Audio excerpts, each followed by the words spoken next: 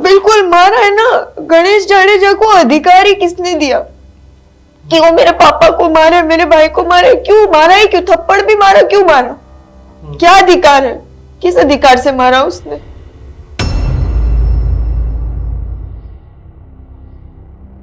પછી ઓલાને કે બધી માણસોને હવે ચાલુ થઈ જાવ કારણ કારણ ઈ કારણ ઈ જ ને કે અમે ત્યાં આવ્યા ઈ બોલાવ્યો કઈ સવાલ પૂછ્યા મારા છોકરાને કઈ સવાલ પૂછ્યા ભાઈ શું તમે આવી રીતે ક્યાં ના કેવી રીતે છો તો છોકરો ઈ એવા કીધો એને। और मैं चाहती हूँ भगवान अगली रक्षाबंधन आए ना, तब वो गणेश जाडेजा की बहन है तो उसको भी महसूस होना चाहिए कि बिना भाई के रक्षाबंधन क्या होता है। पुलिस भी उनकी है, पुलिस जो बिल्कुल उन्हीं की है, जो मेरे को पूरा सीसीटीवी फुटेज एक भी नहीं बताया। थोड़े थोड़े फुटेज क्यों बता रही है? पहले दिन से ही मैं कह रहा हूँ आप ये जो फुटेज दिखाया ये पूरा दिखा दो। उस माँ को भी पता होना चाहिए कि उसको सपने ना अपने बेटे को एमएलए बनाने के, तो एक दूसरी माँ का भी सपना था अपने बेटे को यूपीएससी कराने का, ऑफिसर बनाने का। उसको भी महसूस होना चाहिए कि वो माँ कैसे रह रही है। તમે કોણ આવી ગયા? એટલા બધા માણસો રાખ્યા ને બોડીગાર્ડ રાખ્યા ને જીતાબેન કોણ છે? કેમ કે ઈ જાડેજા એને આવ્યું જ નથી કે મારા શેરીમાં વાત કરે ને ભાઈ ગીતાબેનનો બગલા મારપીટ થાય એટલે એને ઓલો ગીતાબેન યાદ રહી ગયો। लेकिन जब लास्ट टाइम वो गया तब वो चल नहीं पाया उस पे, उसकी लाश ही गई थी वहां पे। उस रोड पे वो नहीं चल पाया जो रोड उसने बनवाई थी। अब कहाँ फोन करूं मैं, किसको बुलाऊं? बस वो मेरे को देखना ही नहीं है। उसके बिना वो इतना था कि वो राखियां भी संभाल के रखी उसने। बेवजह इन लोगों ने अपना अभिमान दिखाने के लिए मारा कि हम कुछ भी कर सकते हैं। तो मेरे को बोले दीदी आप ऐसे रो मत, आपको पता है ना मैं आपकी आंखों में आंसू नहीं देख सकता हूँ। वो मेरे को ऐसे चुप करा के गया। आप चिंता मत करना, आपको कुछ भी परेशानी होगी तो बस मेरे को एक फोन कर देना, मैं आ जाऊंगा। बाबा हमारो फोटो જોઈ લો મેરિટ આવી ગયો હવે હાલો તમે બાઈક લેવા એટલો જીતી હતો એ બધું જી કીધું મેં કીધું કરીને જ બતાવ્યું દેખાડો નહીં સીસીટીવી ફૂટેજમાં એવી રીતે હોય તો ફૂટેજ હું કામ આખી શેરીમાં સીસીટીવી આખા રોડ પર સીસીટીવી ફૂટેજ છે અક્ષર મંદિર વાળો રોડ છે કઈ બોલો બીજી વિસ્તાર છે બહુ સુલતાનપુર પર સભા કરીને નોકિયા રાતમાં 2 વાગ્યા મારી ગાડી જોઈ લો રાતમાં 2 વાગ્યા મારી ગાડી જોઈ લો ગોંડલમાં ફરે મારા છોકરાને રાતમાં 2 વાગ્યા જ કાઢ્યો। જેને તમે મારી સાથે જોઈ રહ્યા છો એમની સાથે આજે હું નહીં કહું કે વિશેષ રજૂઆત કે ચર્ચા આવા કોઈ પણ શબ્દનો પ્રયોગ નહીં કરું, પણ મારી અને દીક્ષિત સાથે આજે ન્યાય માટે લડતો એક પરિવાર બેઠો છે। ખબર નથી એમના દીકરાનું એ અકાળે મોત થઈ જાય છે અને એમના જે રીતે આક્ષેપ છે પ્રમાણે એમના દીકરાનું મોત એ બીજા કોઈએ નહીં પરંતુ ગોંડલમાં રહેતા એક નામચીન વ્યક્તિઓના કારણે થયું છે, એમનો એવો આરોપ છે। જો કે હજુ સુધી પોલીસ એ એમના એક પણ આરોપને માનવા તૈયાર નથી। એફએસએલના અલગ અલગ રિપોર્ટ આવ્યા, રિપોર્ટમાં અલગ અલગ વાત થઈ, પરંતુ આજે એક દીકરાને ખોઈ બેઠેલો બાપ અને એક ભાઈને ખોઈ બેઠેલી બેન છે તે અમારી સાથે બેઠી છે। જો જયરાજસિંહ જાડેજા કે તેના પરિવારનું નામ નથી તો પણ આવીને આમાં પૂરી તપાસ છે તે થવી જોઈએ। સીબીઆઈ તપાસની માંગ રાજસ્થાનથી સતત થઈ રહી છે। જોકે જયરાજસિંહ અને ગણેશ તો આ મામલે કઈ નથી બોલતા, પરંતુ રાજકોટ પોલીસ સતત આ બચાવ છે તે કરી રહી છે તપાસ। જોકે જે દિવ્યા ભાસ્કરે કરેલા જે રિપોર્ટમાં એફએસએલમાં અલગ અલગ ઇજાઓના નિશાન સામે આવ્યા, ઘણી બધી શંકાસ્પદ છે કે સીસીટીવી આખા કેમ જાહેર નથી થતા। સૌથી મોટો સવાલ એ રતનલાલ જાટ અને પૂજા જાટ આ બંને આપણી સાથે છે। રતનલાલજી, શું કહેશો, કેવા ન્યાયની માંગ? મેરે કો તો બસ મારે મારા છોકરા માટે ન્યાય જોઈએ છે અને મારે એ દુનિયાને ખાલી ઈ દેખાડવું છે કે અમારો વાક શું હતો। અમે બાઇક ઉપર નીકળતા હતા, બાઇક ઉપર અમારે ભલે ઈ થોડી ફાસ્ટ ચલાવતો હતો પણ અમારે બે વચ્ચેની વાત હતી અને યા જમ્પ આવ્યો એટલે અમે ઉતરી ગયો, હું ઉતરી ગયો એટલે પાછો બાઇક વારીને અહીંયા આવ્યો એને કે પાપા હાલ તમે હલાવો તો એટલામાં મારા છોકરાને બોલાવે છે અહીંયા સામેથી એક ગનમેન અને 4-5 જણા હતા તો સામેથી એ લોકો બોલાવે છે તો એ લોકો છોકરાને બોલાવે છે। અમે રોડ ઉપર જતા હતા, ફર્સ્ટ તો ઈ જ છે કે ઈ લોકો બોલાવ્યો એટલે ગયો, નકર મારો છોકરો અહીંયા શું કામ જાય છે? એને અહીંયા બોલાવ્યો એટલે થોડીક એની વાત કરીને સીધો એને અંદર લઈ લીધો. ત્યાર પછી હું બધું ઈ જોઈને મેં કીધું આવું હું કામ લઈ ગયા અંદર, તો હું પોતે અહીંયા ગયો. હું જઈને જોયું તો એને ટોળો ભેગો ને ઓલા છોકરાને બધું ઘેરીને ઉભા હતા મારા દીકરા. એટલે મેં એને કીધું ભાઈ સાહેબ હું થઈ ગયું, એટલી વારમાં હું થઈ ગયું, અમે તો જતા હતા રસ્તા ઉપર, તમે જ કઈક અવાજ કરતા હતા, ઈ તો મેં સાંભળ્યો હતો કે તમે કઈક અવાજ કરીને બોલાવતા હતા એને, અને એટલા માટે એ આવ્યો. એટલી વારમાં ઈ શું તમારો બગાડી નાખ્યો? અરે હાલો હાલો વાંધો નહીં, બેહો બેહો, બેહાડો એ લોકોને એમ. ઓલા ગણેશ જાડેજા કે આને બેહાડો, ખુરશી આપે, છોકરાને આપે, મને હોત આપે. વળી પાછો ઈ જ સવાલ કરે કે ભાઈ શું હતો ને ક્યાં ના છો, કેમ હાલો ને ક્યાંથી આવો. એટલે મેં કીધું ભાઈ સાહેબ મંદિરના દર્શન કરવા અહીંયા આવ્યા હતા, મારો છોકરો અહીંયા કોલેજ ચોકે મંદિરે દર્શન કરવા આવ્યો હતો. પેલા હું એને તેડવા આવ્યો હતો, અને પછી કે બાપા આપણે અક્ષર મંદિર થી જાય. એટલે બાઈક આમ થઈ વાળી, અને આમ તમે તમારી અહીંયા સામેથી નીકળતા હતા, તમારી આ જમ્પ આવ્યો એટલે બાઈક થોડી તેજ હતી ને મારે ઈ ગમતી થોડી ન હતી એટલે હું ઉતરી ગયો. અને ઈ પાછી બાઈક વાયરીને આવ્યો એટલામાં તમે બોલાવી લીધો. ઈ જ વાત હતી. એની બધી વાત ઈ ગણેશ જાડેજાને ઓલો બેઠો હતો ખુરશી પર, બધી વાત કરી. ઈ બધી સાંભળીને પછી ઓલાને કહે બધી માણસોને હાલો ચાલુ થઈ જાવ. કારણ ઈ જ ને કે અમે ત્યાં આવ્યા, ઈ બોલાવ્યો, કઈક સવાલ પૂછ્યા, મારા છોકરાને કઈક સવાલ પૂછ્યા ભાઈ શું તમે આવી રીતે ક્યાં ના કેવી રીતે છો, તો છોકરો ઈ એમાં કીધું એને કે ભાઈ તમે લોકોને શું વાંધો, અમે તો તમારા રસ્તામાં થઈ જતા હતા ને, અમે અમારી રસ્તે જઈ, તમે તમારા ઘરમાં છો, તમે કોઈને ક્યાંથી કીધું? તમે કેવી રીતે માર્યો તમારા છોકરાને? પછી બધી ઓલા હાથ પગથી જ મારતા. 20 માણસ ભલે ગમે કઈ ન હોય ને હાથમાં, તો ઈ માણસ કેવી રીતે રતનલાલ, એ લોકોની બે વાત છે. એક તો કે તમે બાપ દીકરો જે રસ્તામાં નીકળે ત્યારે બહુ ઝઘડો કરતા હતા. અમે બે મારી વાત સાંભળો, અમે બાપ દીકરો નીકળ્યા બરોબર. અમારી પાસે બાઇક હતો ટીવીએસ બાઇક છે, ઓલી જી હોય ને, ઓલી સ્કૂટી જેવી. હવે એની ઉપર ઈ હલાવતો હતો, હું પાછળ હું બેઠો હતો, એ સાંભળવા વાળાને ઈ જોઈ તો અમે કેવી રીતે બાંધી હતી? ખાલી વાતચીત તો થાય ને એમાં. એક માણા બાઈક હલાવે, એક પાછળ બેઠો હોય તો વાંચતા હોય તો કેવી રીતે કઈ આમ બાંધી હતી? ખાલી વાત જ થાય ને. ઈ લોકોને એમ કેમ કે અમે તો ઈ તો બાઈક હલાવે એને બાંધતો કેવી રીતે? એટલે તમે એકલા ફાસ્ટ વાહન ચલાવતા હતા, ત્યાંથી એક દાદા અને બા નીકળતા હતા, એનું તમે એક્સિડન્ટ કરી નાખે તેવી વાત. અચ્છા, ઈ સીસીટીવી બતાવો, દેખાડો ને સીસીટીવી ફૂટેજમાં. એવી રીતે હોય તો ફૂટેજ હું કામ? આખી શેરીમાં સીસીટીવી, આખા રોડ પર સીસીટીવી ફૂટેજ છે. અક્ષર મંદિર વાળો રોડ છે, કઈ બોલો બીજી વિસ્તાર છે બહુ, તો એમાં તો કેટલાય સીસીટીવી છે. તમે ત્યાંથી નીકળતા હતા, તમને ત્યાં અંદર બોલાવ્યા, તમારા દીકરાને માર્યો, અને પછી તમે બાપ દીકરો ત્યાંથી નીકળ્યા. હું પછી બે એને હાથા જોડી કરી એટલે મને મત માર્યો. એમને જે સીસીટીવી આવ્યા એમાં તો આવું કઈ છે જ નહીં. એ સીસીટીવી એમાં છે જ ક્યાં? 3.5 મિનિટના ઈ સીસીટીવી આપ્યા, એમાં ઈ એડિટ કરેલા છે. સમજી ગયા? તમને સીસીટીવી બધીને ઓલે ફોરેન્સિક માં મોકલવાનું તો ખબર પડી જાય, ડિલીટ ઓલા એડિટ કરેલા. એમાં ઓલો છોકરાને બેહાડે, મને વખત બેહાડે ને ઈ બે ફેલા જ બતાવે છે. અને હું ત્યારે આવ્યો ને ત્યારે અમારી સામે ખુરશી ખાંચીને બેહાડી, મારે આટલું ખુરશી લાવ્યા ત્યારે ઓલો ટોળો ભેગો તો ઈ ક્યાં ગયો? હે? અને ઈ બેઠેલા જ જોઈ છે ને. અંદર કેવી રીતે આવ્યા, પાછા અંદરથી મારો છોકરો ને અમે બહાર કેવી રીતે નીકળ્યા ઈ ક્યાં ગયા? ઈ બધી માર માર્યો, બધી તૂટી પડી. તમારી એવું છે કે તમે અંદર જાવ છો, બહાર નીકળો ત્યાં સુધી આખા સીસીટીવી. કેટલા સમય તમે બાપ દીકરા બે અંદર? અરે ઈ અમારે અડધી કલાક હતા, અડધી કલાક તો માની લેવાનો, ભલે અડધી કલાક. 10:30 થી માંડી 10:30 2 તારીખે 10:30 PM 2 તારીખે 10:30 PM થી રાતમાં 3 વાગ્યા લગીને આપો આખા ઈ રસ્તાના. એના ઘરના આપો, આખા હવે બહાર નીકળ્યા એને આપો, કે અમારી પાછળ કોણ આવ્યો ઈ ખબર પડી જાય. એમને પણ એના ઘરમાં માથાકૂટ થતી ગઈ પછી તમને એવું કેમ લાગે કે તમારા દીકરાના ગણેશે મારી નાખ્યો? ગણેશે મારી નાખ્યો ને ઈનો મને કેમ ખબર પડે એમ? તો એ બધી આના સીસીટીવી જો તો મને ઈ ઓલા બતાવ્યો, ઓલી સીસીટીવી બતાવ્યો તો એમાં મને ઈ ચોખ્ખો જ લાગે છે ને. હું પાછળ નીકળે એટલે હું તમને ન કહું આ ચલો આ ગાડી જોવું છે નહીં. એને ઈ અત્યારે ગણેશ જાડેજા ઓલો સુલતાનપુર પર સભા કરીને નો કે રાતમાં 2 વાગ્યા મારી ગાડી જોઈ લો, રાતમાં 2 વાગ્યા મારી ગાડી જોઈ લો, ગોંડલમાં ફરે. મારા છોકરાને રાતમાં 2 વાગ્યા જ કાઢ્યો. અચ્છા, 2 વાગે જ રાતે? હા, 2 વાગ્યા ચોક્કસ ફૂટેજમાં દેખાય છે. પણ આ હાઈવેના જે બધા સીસીટીવી ફૂટેજ આવ્યા હાઈવે ઉપરના, આમાં તો રાતમાં કાઢ્યો, પછી આખો દી ટોર્ચર કર્યો ને એને કાઢી ઘરમાંથી, એના ગાડી બેહાડી લીધો બરોબર. પછી એને મારવા માંડ્યા, મારી મારી તમારી સામે લઈ ગયા તમારા છોકરાને ત્યાંથી? મારી સામે હું સીસીટીવી ફૂટેજ થોડાક બદલાવ્યા આમાં. તમારા ઘરે તમે ઘરે ગયા પછી હું તો હોઈ ગયો ને, મને મારી સામે લઈ ગયા હોય તો હું ત્યારે ને ત્યારે જ હોઈ ગયો ને. મને તો પછી ખબર પડી ને.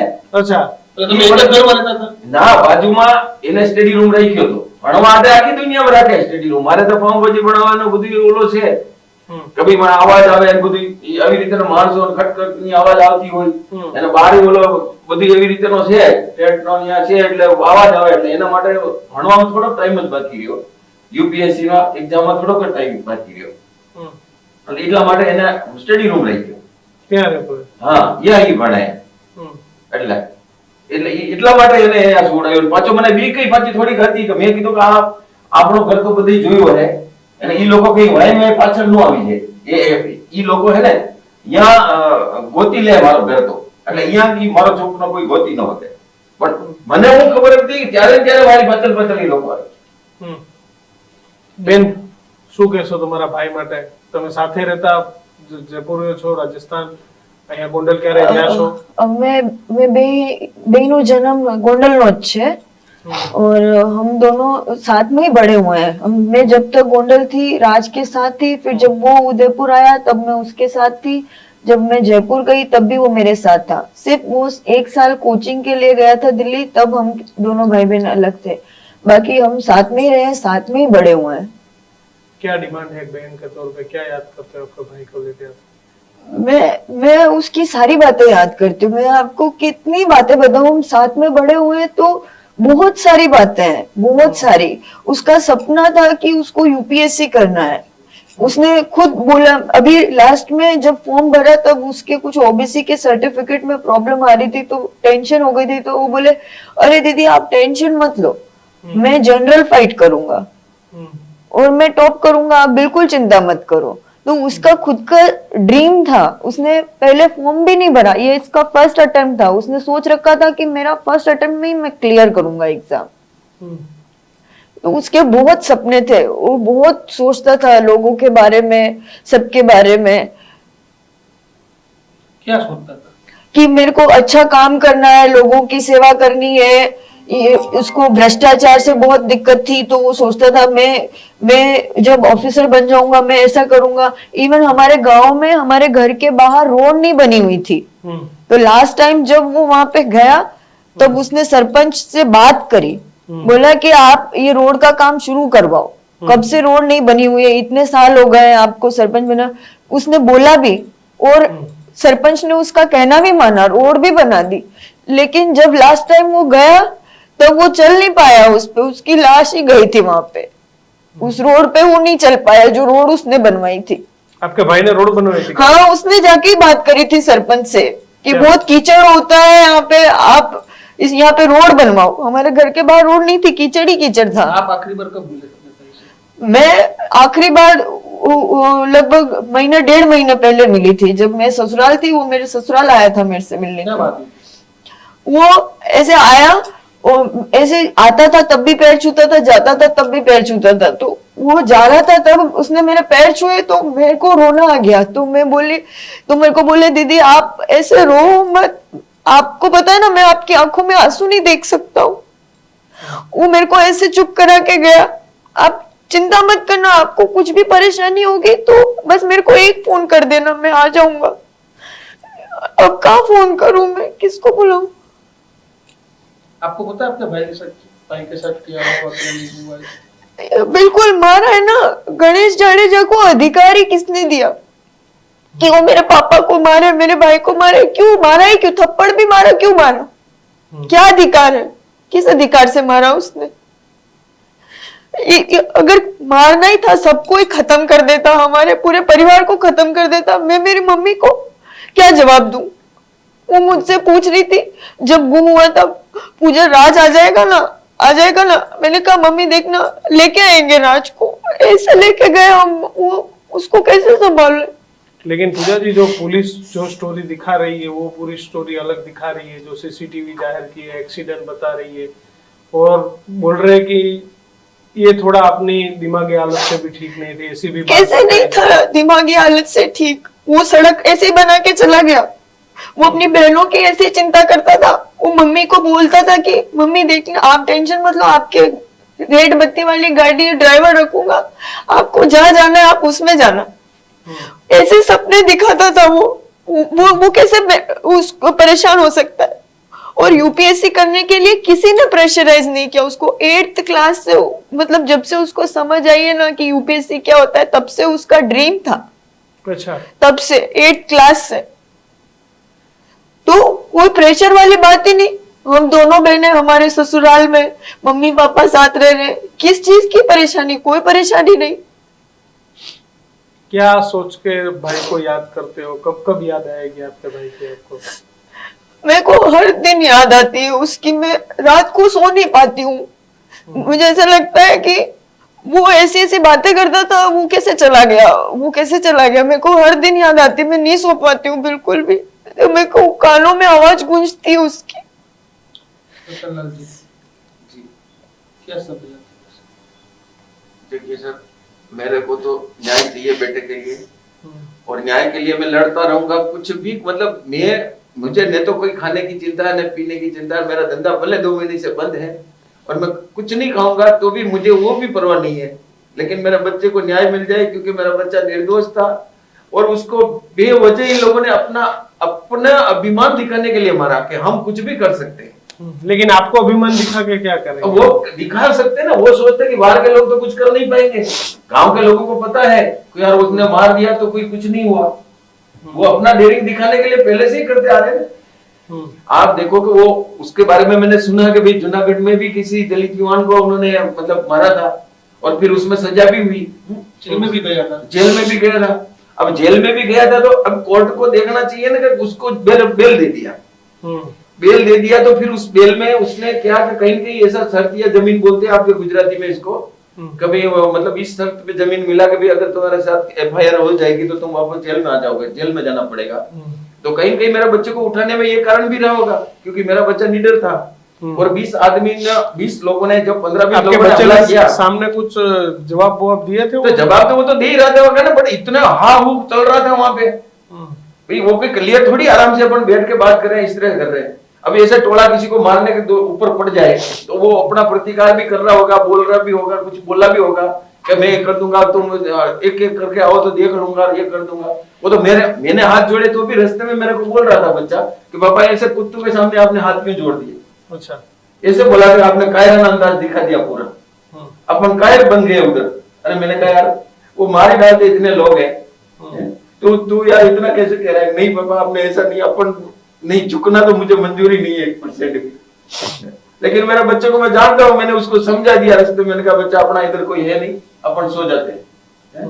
तो उसके कमरे में मैंने को इसलिए सुलाया कि भाई तब आपकी पत्नी बच्चे की माँ का पत्नी माँ घर थी ना, घर ही थी, घर पास में ही है। मैं घर पे जाकर मम्मी को ही सब बताया, उसकी मम्मी को बताया मैंने, मतलब मेरी पत्नी को बताया कि हमारे साथ इस तरह से माथाकूट हो गई, रात को भी मैं सुला के आ रहा हूँ।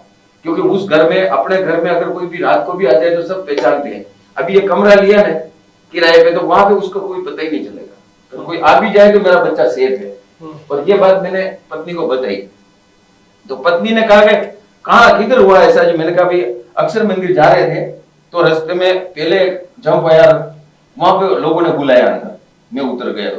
तो मम्मी ने कहा कि इसकी मम्मी ने कहा मेरी पत्नी के, अरे तुम्हें तो हमारी भाषा में कहा तो उठ पड़ा गया, मतलब कई गीता बहन का बंगला।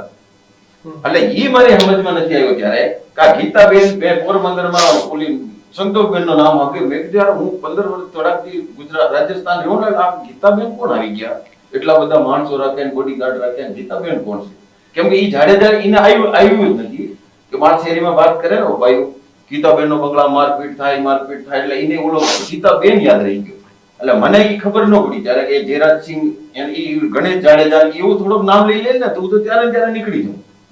એટલે હું આખી રાત તમે આ કોઈને ઓળખી ના શક્યા મોઢાથી? અરે હું ક્યાંથી ઓળખું? હું તો ગણેશ જાડેજા ને ત્યારે ન ઓળખ્યો, પછી બધું ફોટો જોયું ત્યારે ખબર પડી આ તો ગણેશ જાડેજા છે। ગોંડલમાં રહો છો એટલે ખબર નથી? ગોંડલમાં રહું છું, મારે એનાથી શું કામ છે? મેં કોઈ દી મળ્યો હોય તો ખબર પડે ને। ત્યારે મળ્યા જ નતા ભૂતકાળમાં? હું કે નથી મળ્યો હું એને કઈ 15 વર્ષથી મારે માણસો ધંધો હલાવે, કોકને સંબંધીને આપી દઉં, કોકને પગાર ઉપર આપી દઉં. હું ખાલી જાઉં ને ઘરે જઈને આવીને અત્યારે કેટલા સમયથી તમારું ને ગોંડલમાં તમારું 2 મહિનાથી જ હું ગોંડલમાં રહું છું, જાન્યુઆરીથી રેગ્યુલર દુકાને. એની પહેલા હું ન રહેતો, એની પહેલા જાઉં એમ કે બધી મિસિસ અહીંયા રહી અને આ બધી, કેમ કે છોકરો પેલા મારો જે માણો રાજકુમાર છે દિલ્હી કોચિંગ કરી હતી વાજીરામાં, એટલે હું અહીંયા હોત ગયો હતો. એને પહેલા ઉદયપુર ભણતો હતો ત્યારે મારે એને પ્રેમ જ હતો એની છોકરાને હારે, કેમ કે મારે એને કોઈ દાદાજી તો હતા નહીં. એસપી પૂછે છે કે તમારો દીકરો થોડો મગજમેટ છે, મેન્ટલ છે, તમે એમાં હા મગજમેટ એસપી સાહેબને પૂછ્યું કે મગજમેટ આજની દુનિયામાં કોઈ યુપીએસસી ની તૈયારી કરી શકે? હે, ઈ મેરિટમાં 10th માં આવ્યો એટલે એવી રીતે સેન્ટ મેરીના રેકોર્ડ દેખો એના ભણવાના. હે, 10th માં મેરિટમાં આવ્યો એટલે ઈ કીધું પપ્પા મારા બાઇક લઈ દો, એટલે મેં કીધું તું બહુ નાનો બાઇક ન લઈ દઉં ઉદયપુરમાં. એટલે બે દીધી વાહે પડી ગયો, બાઇક લેવી જ પડે. એટલે મેં કીધું તું મેરિટમાં આવી જજે, હું લઈ દઈશ. એટલે ઈ પછી કઈ ન બોલ્યો. પછી 2-3 મહિના એક્ઝામ ના ટાઈમ ના બાકી હતા ને એમાં ઈ ભણી અને એકવાર પત્રિકા લઈને મારી પાસે આવ્યો કે બાબા અમારો ફોટો જોઈ લો, મેરિટ માં આવી ગયો, હવે હાલો તમે બાઇક લેવા. કેટલો જીતી હતો એ બધું, જી કીધું મેં કીધું કરીને જ બતાવ્યું. પછી હું એને શું જવાબ દઉં? બાઇક લઈ લીધું હા તો લઈ જવું જ પડ્યું ને મારે. ભલે મારે ઈ કીધું એટલી મોટી બાઇક ન લીધી, પણ જેવી તેવી મેં બાઇક એને લીધી. શું કઈ રીતે ભણાવ્યું મોટો કર્યો? મારે તો પાવભાજી બનાવી, મારી પાસે તો મહેનત કરીને ભણાવવાનું જ હતું બધું. મેં કીધું કે અમારે હું પૈસા નો ભેગા કરી શકું, મારી દુકાન ઉપર હજી લોન આલે, તમે જોઈ જો હજી લોન આલે એક્સિસ બેંક તો. એનો 22,000 નો મહિનાનો હપ્તો આવે. 2 મહિનાથી બંધ પડી છે મારી દુકાન. હપ્તા કેમ ભરાય છે? હપ્તા કેમ ભરાય છે મારા? હપ્તા ઓલા થોડાક હમણે ઓલા આમ તેમ કરીને મેં ફેર્યા, પણ હવે મને લાગે હવે હું ન કરી શકું. હવે ક્યાંથી ભરું? ખેતીમાં કઈ આવક છે નહીં. તમારે ઈ ગણતરી છે, હવે હું પછી દુકાન ચાલુ કરી દઉં કેમ નથી કરતા? હવે કેમ એવી સ્થિતિ है, લોકો जो मानसो यहाँ के लोकल है, हम तो जाट लोग हैं, यहाँ के पाटीदार लोग अलग है, हम तो जाट हैं, तो ये लोग उधर आए क्या थोड़ा बहुत कहीं इन्होंने न्याय के लिए आया, ऐसा बोला था कि भाई डर लोगों का खत्म हो जाए, हम जाएंगे इस तरह से, और वो पटकार करके बुलाते हैं, तो भी इन लोगों को भी इनकी हालत क्या करनी? इनके लोकल लोगों की हालत, उन्होंने गाड़ियां तोड़ दी, शीशे तोड़ दिए, तो मेरा वहां कौन है? मेरे साथ तो कुछ भी करेंगे ना वो। पुलिस भी उनकी है, पुलिस जो बिल्कुल उन्हीं की है, जो मेरे को पूरा सीसीटीवी फुटेज एक भी नहीं बताया, थोड़े थोड़े फुटेज क्यों बता रही है? पहले दिन से ही मैं कह रहा हूँ आप ये जो फुटेज दिखाया ये पूरा दिखा दो. घर से बाहर निकलने का फुटेज ही उन्होंने 2 दिन बाद में ફોરેન્સિક રિપોર્ટ આપ્યો છે એની? फॉरेंसिक रिपोर्ट मेरे पास आया था, वो मैंने बता दिया. फॉरेंसिक रिपोर्ट मेरे को दिया था, जो हम आए थे ना वापस तब करवाया था. फॉरेंसिक रिपोर्ट में इतने गहरे गहरे घाव, जिसमें लकड़ी से मारने के घाव आ रहे हैं, सब आ रहे हैं, लेकिन इसमें भी आपको एक चाल नजर आ जाएगी. नीचे एक शब्द लिख रखा है, वो थर्ड पदार्थ नहीं, तो यहाँ पर भी मतलब मेरे ऐसा लग रहा है कि ये लोगों ने क्लियर क्यों नहीं बताया कि बिहारी 42 इंजरीज कैसे आ सकती है.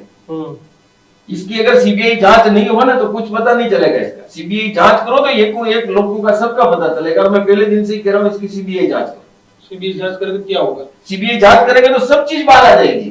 कैसे बच्चा बाहर निकला, किसने बिठाया, कहाँ लेके, ये 3 तारीख रात की नाइट की बात थी. लेकिन वो सब 4 तारीख को जगह सीसीटीवी में तो अकेला ही दिख रहा है. तो वो कहाँ दिख रहा है? सीसीटीवी इतना ही होता है क्या? मतलब आपको यहाँ से पकड़ के यहाँ से बोले कि भाई यहाँ आओ, यहाँ से चलो, मार करके घायल करके किसी भी तरीके से उसको ताबे में लेकर के फिर बोलेगा चलो. એવું છે કે સીસીટીવી માં આવવા માટે પ્લાનિંગ થી કરેલું છે. हाँ प्लानिंग थी, वो तो उसको गन पॉइंट पे चलाया गया. नहीं, लेकिन वो मतलब तो एक्सीडेंट हुआ है, ड्राइवर की जुबानी है. अरे ड्राइवर को तो किसी को भी खड़ा कर सकते हैं, ये तो बहुत पावरफुल लोग हैं. जिनको खड़ा किया उनको तो पहले भी 1-2 केस में ऐसा हो चुका है. आपने देखा होगा उनको कभी पहले भी. ये तो उनके कहीं लगते हैं, रिलेटिव नहीं लगते तो कोई पहचान वाले हैं या कुछ न कुछ तो है जो इसी काम के लिए रखे हुए हैं. महासागर ट्रैवल्स वाले. हाँ महासागर ट्रैवल्स वाले पहले भी 1-2 केस में ऐसा कर चुके हैं. आपको कैसे पता है ऐसा? मैंने तो मीडिया में देखा ना, अखबार में सुना है. दिव्य भास्कर में पूरी डिटेल आई है. दिव्य भास्कर में तो वो एक्सीडेंट साइट भी बता रखी है. उसमें एक तरफ से स्कॉर्पियो और ये ऐसी गाड़ियां आ रही है, वो एसयूवी गाड़ियां आ रही है, वो दौड़ के आ रहे हैं. इन लोगों ने बच्चे को मार करके वहां डाला है.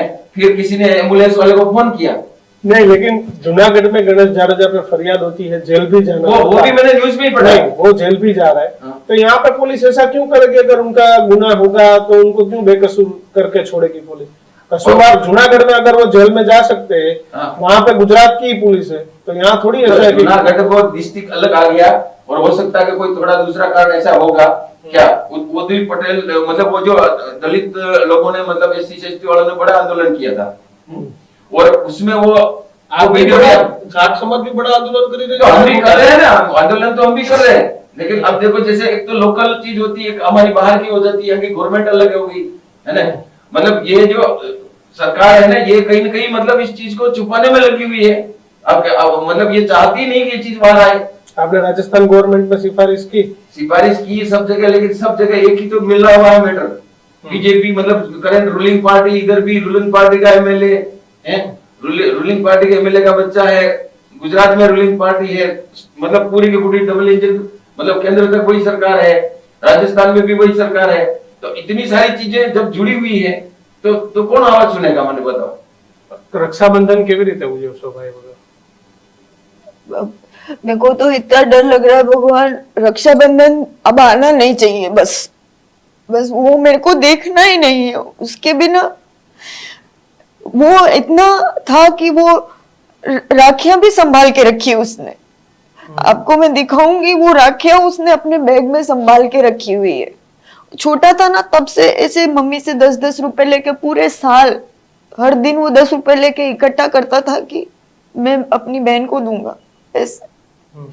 तो अब उसको इतना प्यार था, इतना लगाव था हम बहनों से, अब मैं वो दिन अब नहीं देख सकती उसके बिना। और मैं चाहती हूँ भगवान अगली रक्षाबंधन आए ना, तब वो गणेश जाडेजा की बहन है तो उसको भी महसूस होना चाहिए कि बिना भाई के रक्षाबंधन क्या होता है। उस माँ को भी पता होना चाहिए कि उसको सपने है ना अपने बेटे को एमएलए बनाने के, तो एक दूसरी माँ का भी सपना था अपने बेटे को यूपीएससी कराने का, ऑफिसर बनाने का। उसको भी महसूस होना चाहिए कि वो माँ कैसे रह रही है। सपना तो अभी अधूरा ही रह गया आपका भाई का यूपीएससी का।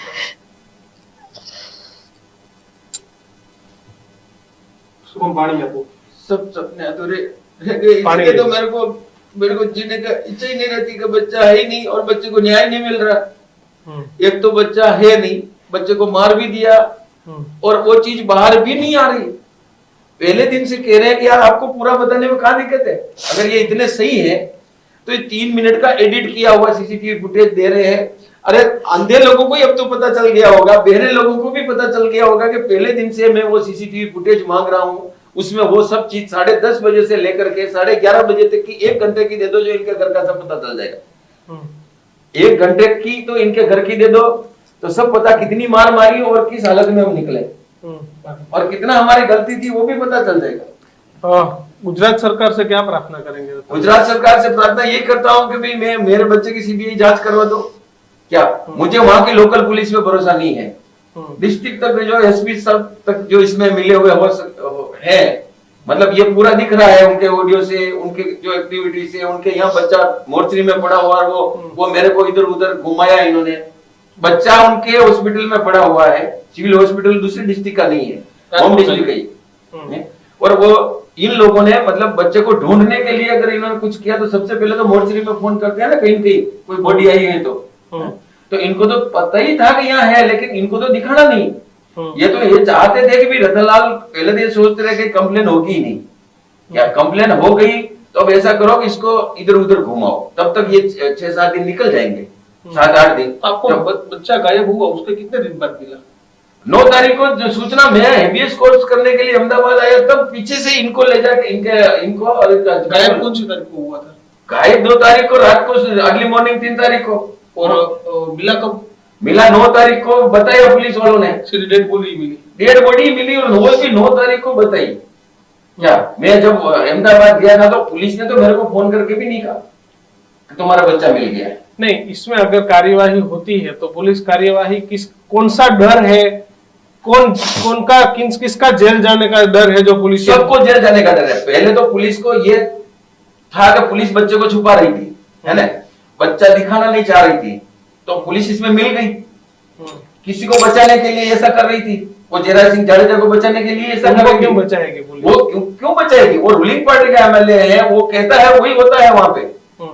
वो एमएलए साहब कहते हैं वही तो वहां हो रहा है। वो एक कहते ऐसा होता तो गणेश जेल में क्यों जाता? गणेश जेल में गया तो कितने दिन के लिए गया है? 3 महीने 4 महीने। हाँ, जेल 3 महीने 4 महीने के लिए गया। अगर उसको जेल से नहीं छोड़ते तो आज मेरा बच्चा थोड़ी मरता। अगर उसको जमानत नहीं मिलती, जमानत दी, ये भी पावर में आकर जमानत दी, और उसकी बात है तो अगर आप ऐसा कहोगे ना तो जयराज सिंह जाडेजा को भी मतलब आजीवन कारावास की सजा है। आजीवन कारावास की सजा जिसको मिली हुई है उनको तो गोंडल लाने की भी शायद परमिशन भी नहीं होगी। तो 8 साल से वो जमानत में क्यों है? क्योंकि सरकार की वजह से है। सरकार उनकी है तभी तो है, और सरकार उनकी वजह से ही तो वो छूट गया वापस है।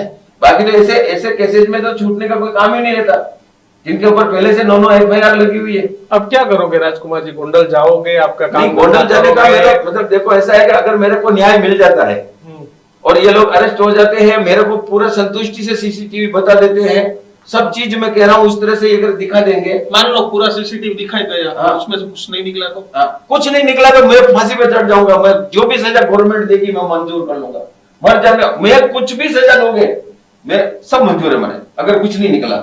सीसीटीवी में कुछ नहीं निकला?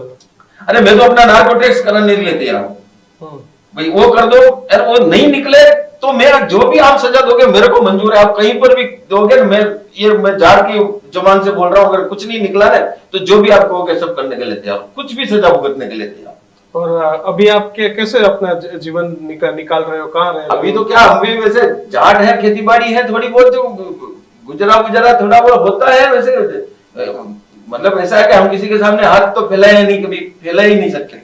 जाट इतने खुददार होते कि हम खेती बाड़ी कर लेंगे। और कभी जब मैं गोंडल में पहली बार आया था ना, तब भी मैं कभी मेरा कोई खाने को ही नहीं मिलता था, तो किसी को कहता ही नहीं था, क्योंकि हम ऐसा सब कर लेते हैं। धंधा खेती बाड़ी का करेंगे, हाँ ठीक है, जीवन स्तर नहीं रहेगा हमारा, कोई बात नहीं, पहले भी आजीविका चल रही थी तो चलाएंगे, ऐसा कुछ है नहीं मेरे को। लेकिन मेरे को तो बच्चे को न्याय चाहिए। बिल्कुल। बहन आखिरी क्या कमेंट करेंगे गुजरात को लेके, आपके भाई का न्याय को लेके? हम दोनों गुजरात से ही जन्म है हमारा, तो हम बहुत प्राउड फील करते थे। ऐसे राजस्थान में भी हम बोलते थे कि हम बाय बोर्न गुजरात से हैं, और हमें लगता था कि ये यहाँ से जो भी निकलता है वो बहुत सक्सेसफुल रहता है अपने करियर में। तो मेरे को यही था कि राज भी बहुत सक्सेसफुल रहेगा, मेरे को कॉन्फिडेंस था उसको लेके कि वो कुछ बहुत अच्छा करेगा। और हमेशा हम दोनों भाई बहन इतना प्राउड फील करते थे कि हम गुजरात में जन्मे हैं। लेकिन अब यहाँ पे जो कहते हैं ना कि सरकार का जो पहला काम होता है सुरक्षा, तो वो सुरक्षा की यहाँ बहुत कमी है। अब हमने ये चीज रियलाइज करी जब हमारे ऊपर, जब राज 6 दिन तक मिसिंग था ना, तब भी हमने ये नहीं सोचा कि वो उसको किसी ने मार दिया होगा या मर्डर कर दिया होगा, क्योंकि हम इतने आम लोग हैं, हम इतनी नॉर्मल फैमिली से बिलोंग करते हैं कि हम ऐसा क्यों सोचेंगे। राज ने घर छोड़ा हो कभी पहले? कभी नहीं, ऐसा कभी नहीं हुआ। ऐसा कभी नहीं हुआ कि वो घर छोड़ के चला गया हो, उसने फोन नहीं किया हो या उसने बात नहीं करी हो, कभी नहीं। मम्मी को बताता था मेरे को। उधर ही रहता था राजस्थान में? हाँ, ज्यादातर राजस्थान ही रहता था। हाँ, मेरे साथ ही रहता था। बस वो कुछ टाइम पीरियड वो कोचिंग गया था, तब उसमें भी मैं जाती रहती थी, महीने में 2 बार दिल्ली जाती थी। उससे वो गोंडल आ गया था। हाँ, फिर मेरी शादी हो गई और वो इधर गोंडल आ गया। बिल्कुल। आशा रखते हैं कि आपको जो भी हो सही में न्याय मिल जाए, और जो कसूरवार हो उनको सजा मिलनी चाहिए। सजा मिलनी चाहिए। जो कसूरवार है उनको सजा मिलनी चाहिए। और ये डिले हो रहा है मैटर, इसलिए मेरे को डर है कि वो सक्षम लोग हैं, ये मैटर डिले नहीं हो, सब लोग आवाज उठा के मेरे मैटर को जल्दी, उसमें तो कोई ज्यादा करना ही नहीं है, खाली वो सीसीटीवी के कैमरे देखने हैं, और वो भी नए नहीं ढूंढने हैं, जो पुलिस ने थोड़े थोड़े बताए वही पूरे दिखाने। एक चीज और मेरे को कहनी है कि 3 तारीख को शाम को 5 बजे आपके न्यूज चैनल से मैं ये कहना चाहती हूँ कि ट्विटर पे प्लीज सभी लोग जस्टिस फॉर राजकुमार ऐसा करके एक हैशटैग ट्रेंड में चलाए, ताकि सबको लगे कि नहीं अभी भी हमारी लड़ाई जारी है। ऐसा नहीं है कि 3 तारीख को शाम को 5 बजे। वो हैशटैग है जस्टिस फॉर राजकुमार, ऑलरेडी बना हुआ है हैशटैग, और उसके ऊपर ट्वीट करना है। बिल्कुल। राजकुमार जी ने पूछा जी, आप બંને નો આભાર અમારી સાથે વાત કરવા બદલ। તો ઘણા સમયથી કેસ છે, પરંતુ એક વાત સાથે હું રાજકુમાર જાટના પિતા એટલે કે રતનલાલ જાટ સાથે સહમત છું કે ભાઈ જો કઈ સીસીટીવીમાં ન હોય તો એ દેખાડવામાં કોઈ વાત ન હોવી અને જોઈએ. એમને પણ એમના- અને એના માટે હાઈકોર્ટની 4-5 તારીખ પડે એના કરતા તમારે જાહેરમાં આવીને પોલીસે ઝિંકર સિંઘે જ આવીને બતાવી દેવો જોઈએ મીડિયાની સમક્ષ. આમ તો મોટી મોટી વાતો કરતા ઝિંકર સિંઘે પ્રેસ કોન્ફરન્સો કરી હતી કે ભાઈ આમ છે તેમ છે. તાજ ઝિંકર સિંઘને કેવું છે કે આવી જાવ ને બતાવી દો આખા સીસીટીવી ફૂટેજ, એટલે દૂધનું દૂધ ને પાણી કોઈના આત્માને એક ઘંટા का चाहिए. કોઈના અંતરાત્માના આશીર્વાદ મળે જીવનમાં ખૂબ જરૂરી છે. અમે કહેતા નથી કે આ કોને કર્યું છે અથવા તો કોના કારણે આ યુવકનું મોત થયું છે. એમના પરિવારનો આક્ષેપ છે, એમના પિતાનો કોન્ફિડન્સ છે કે હું ખોટો નીકળું તો હું ફાંસીએ લટકાઈ જઈશ, પણ દૂધનું દૂધ અને પાણીનું પાણી થવું જોઈએ, કારણ કે ન્યાય મેળવવા દેશની અંદર તમામને અધિકાર છે. તમને શું લાગે છે આ ઘટનામાં કે કેમ પોલીસ એ સીસીટીવી છુપાવી રહી છે? કમેન્ટ બોક્સમાં લખજો. જોતા રહેજો ન્યૂઝરૂમ. નમસ્કાર.